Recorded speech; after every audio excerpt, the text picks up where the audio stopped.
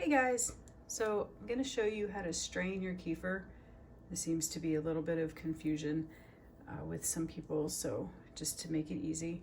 So your kefir, after it's ready, it'll have cottage cheese, broken up looking pieces, cracks if you will, and sometimes you will have this clear liquid at the bottom. That's a good thing. That is whey, that is the lactic acid, that's a byproduct of the kefir.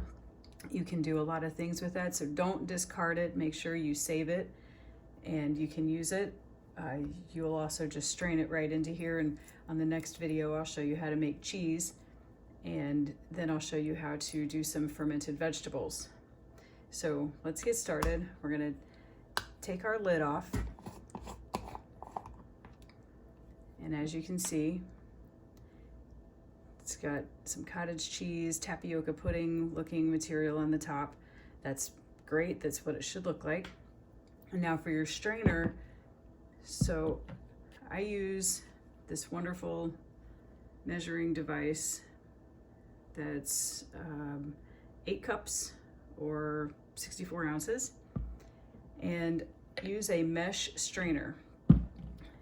Mesh strainer, because when you use metal just has a reaction to most things, and we want to not have any off flavors or any contamination to your whey.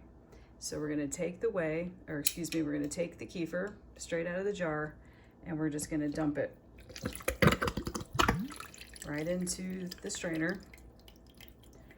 You don't have to wash your container. It's a good thing not to, because all of that inside is great microbiology that's going to help your kefir to continue to grow organically and deliciously.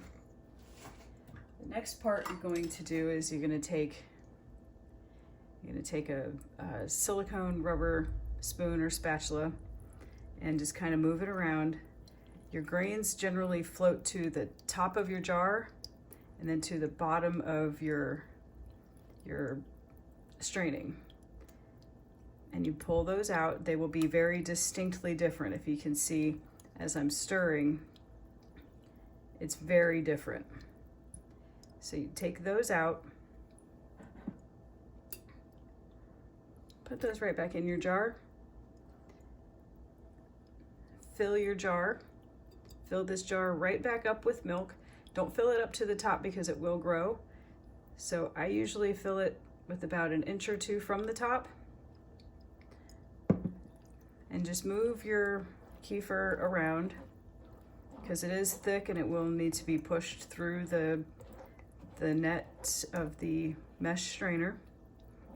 You just give it a little help, and every once in a while I just scrape the bottom of the strainer to help it continue to strain. And just push it around. And I'm gonna go ahead and fill my milk jar or my kefir jar while that's straining.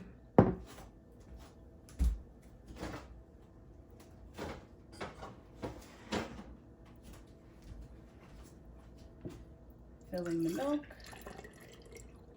leaving about an inch or two to the top so the kefir has room to grow. Cover it back up and set it aside and let it do its thing again.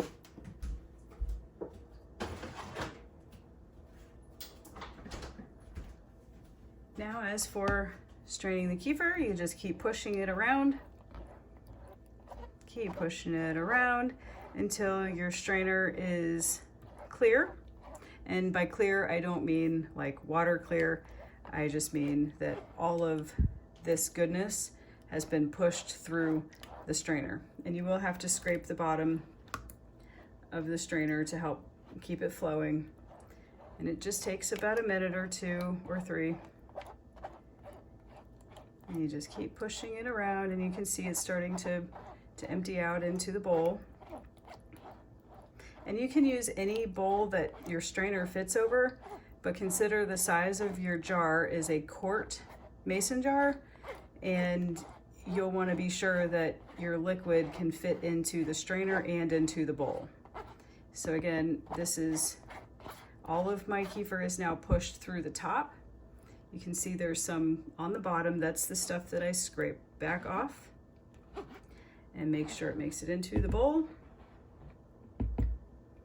And now you have all your kefir, plus that whey. The lactic acid is now mixed in here. I just give it a nice stir because it makes it a little bit easier to pour into your refrigerated jar that you're gonna drink from. I use an old milk jar.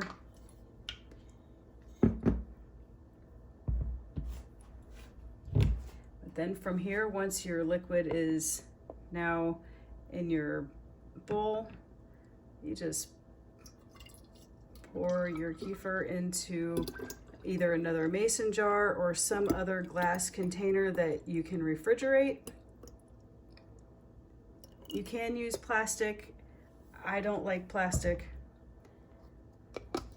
Cover it up, put it in the fridge, and this is your drinkable kefir. It'll last for about a week, but every 12 hours to 24 hours, depending on the temperature of your house, you will have another fresh batch of kefir. Now, if you choose not to have fresh kefir every 12 to 24 hours, you can take this and put it in the refrigerator to slow it down. Your kefir grains will last about a month in the refrigerator without being fermented. Your strained kefir will last about a week to 2 weeks. But your kefir grains with milk on the counter, just like that, for about 12 to 24 hours. In my house, it's about 78 degrees, and it ferments within about 8 to 10 hours. If your house is cooler, it will take longer. If your house is warmer than 78, it might even take less time than it takes for me. But there you have it. Wonderful kefir. And again, I never wash this jar, ever. The drinkable kefir that comes from the fridge, once I'm finished with this, I do wash it and refill it every day. Let me know if you have questions. And if you choose to learn more, you can go to inlivingculture.com. She does a fantastic class on how to make kefir, how to grow grains, how to make fermented vegetables, how to make cheese, how to make all kinds of fun stuff. But I'll do a video for you on how to make cheese. Cheers.